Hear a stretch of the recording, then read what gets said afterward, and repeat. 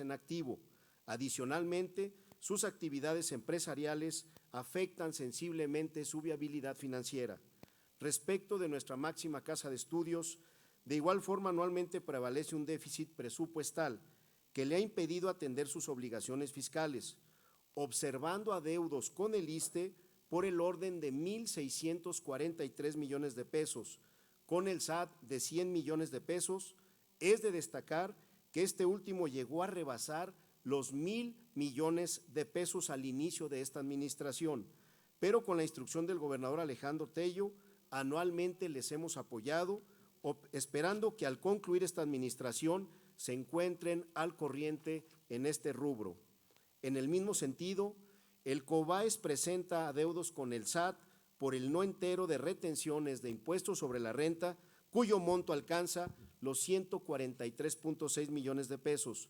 Con el IMSS, de igual forma, mantiene pasivos por el orden de los 70.9 millones de pesos, con el ISSSTESAC por el orden de los 115.8 millones de pesos y con el impuesto a la nómina por 35.9 millones de pesos. Otro organismo de educación que presenta adeudos es el CECITES, que de igual forma mantiene pasivos con el SAT por 160 millones, con el IMSS por 19.3 millones y derivado de laudos laborales por el orden de 8.7 millones de pesos. Otro de los riesgos significativos para la próxima administración, aunque no sea de manera directa, son los pasivos que presentan los municipios, que a pesar de que en diversas ocasiones se ha llegado a alcanzar acuerdos con perdón de adeudos, estos no solo persisten, sino que se han ido incrementando, como es el caso con el IMSS, cuya deuda conjunta asciende a más de 1,200 millones de pesos. De igual forma, la mayoría presentan adeudos por pasivos laborales y con el SAT. Por no enterar las retenciones, en algunos casos no llevan al menos el timbrado de la nómina en detrimento de sus trabajadores. A continuación, presentaré los aspectos cuantitativos de la iniciativa de decreto de presupuesto de egresos para el próximo año fiscal, cifras las cuales se razonaron, como lo he mencionado, tomando en consideración las afectaciones financieras y económicas ocasionadas por esta emergencia sanitaria y, en su caso, el cumplimiento de obligaciones de carácter irreductible y de atención a compromisos mandatados por la ley. En simetría con los ingresos propuestos para el próximo año 2021, el presupuesto de egresos que se propone es de 30,226 millones de pesos para el gasto público. Adentrándonos a la composición del presupuesto que se propone esta soberanía, en lo que corresponde al Poder Ejecutivo, se plantea una asignación de 20,801 millones de pesos. De esta cifra, corresponden 15,825 millones de pesos al sector centralizado, es decir, a dependencias y organismos desconcentrados. Asimismo, para los organismos públicos descentralizados, se considera un total de 579 millones de pesos, al tiempo que se estima una asignación de 4,397 millones de pesos para los organismos públicos descentralizados del sector educativo. Para el Poder Legislativo, se propone una asignación de 472 millones de pesos, que representa un crecimiento del 10% con relación a lo autorizado al presente año. En lo referente al Poder Judicial, se pone a consideración una asignación de 585 millones de pesos, que representa un crecimiento del 17% con relación a este año. La propuesta de asignación a los organismos autónomos es la siguiente. Me referiré únicamente a los de mayor asignación presupuestal. Instituto Electoral del Estado de Zacatecas, 330.7 millones de pesos, con un crecimiento del 168.9%, ello en virtud del proceso electoral del próximo año. Universidad Autónoma de Zacatecas, de 2,152 millones de pesos, con un incremento del 11%, como una respuesta solidaria para reducir en lo posible el déficit presupuestal que mantienen. Fiscalía de Justicia del Estado, 711.6 millones de pesos, con un crecimiento del 9%, como un esfuerzo de asignar mayores recursos ante los escenarios de inseguridad que prevalecen en el Estado. Al desglosar el presupuesto por sector, es importante destacar el apartado de seguridad, del que ha sido anualmente una instrucción del gobernador Alejandro Tello el destinar mayores recursos para reducir los índices de inseguridad, motivo por el cual se propone asignar 2.407 millones de pesos, que representa en su conjunto un crecimiento del 11% con relación a 2020.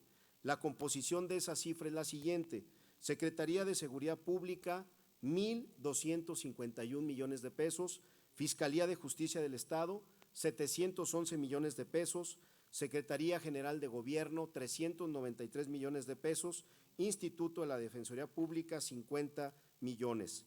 Ante la presencia de la contingencia de salud que prevalece a nivel mundial, resulta de la mayor relevancia el destinar mayores recursos para atender especialmente lo ocasionado por el COVID-19 en nuestro Estado. Bajo este contexto, se propone asignar a este sector 3.925 millones de pesos, que representa un crecimiento del 15% con relación a lo presupuestado el año 2020. El compromiso del gobernador Alejandro Tello de fortalecer la hacienda municipal encuentra su consolidación en estos años. A pesar de las adversidades a que han estado sujetas las finanzas del Estado, hemos de señalar que se ha cumplido en tiempo y en forma con el presupuesto que les corresponde a los municipios, de manera transparente y en apego a los ordenamientos jurídicos que así lo disponen.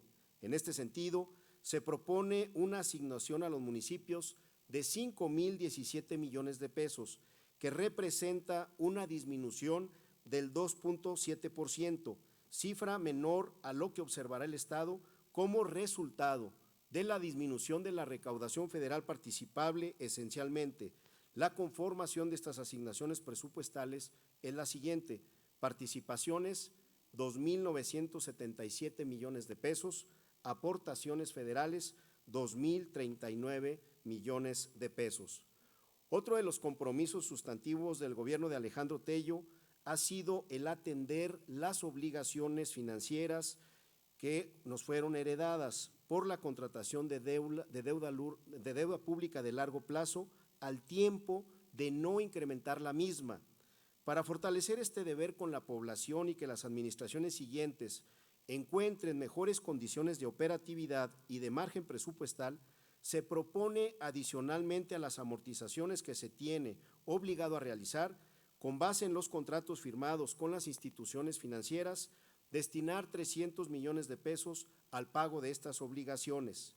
Asimismo, para blindar de cualquier contingencia que sobrevenga en la economía del país como resultado de una lenta recuperación por el COVID-19 y que pudiese ocasionar en el corto plazo el incremento de tasas de interés que pongan en serios predicamentos las finanzas del Estado, se propone reestructurar las coberturas vigentes.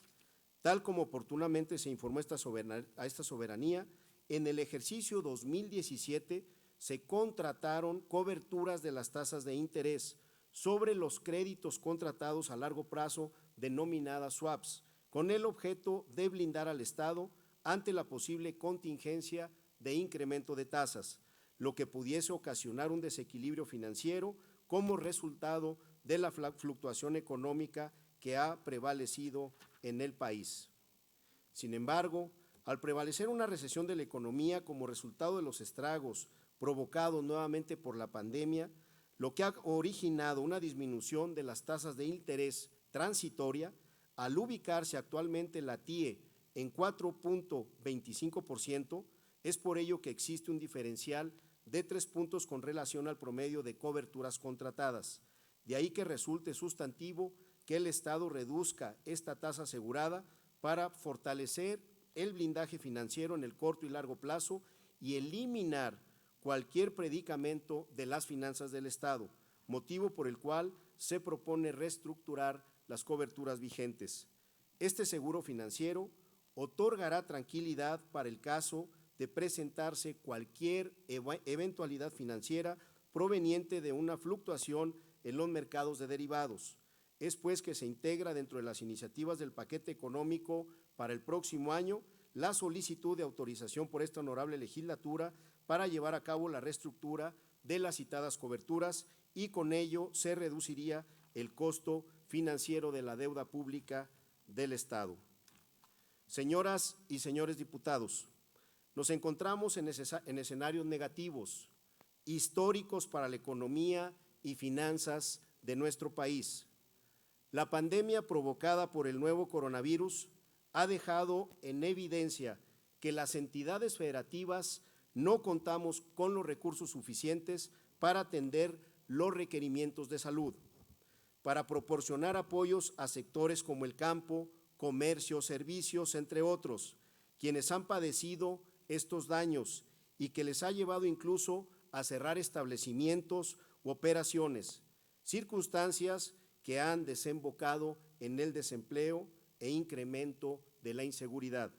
Derivado de lo anterior, existen entidades federativas que han tenido que recurrir a la deuda pública o bien han otorgado estímulos fiscales que reducen sus ingresos propios con un incremento de subsidios y apoyos, de los cuales la experiencia nos demuestra que han sido verdaderamente insuficientes.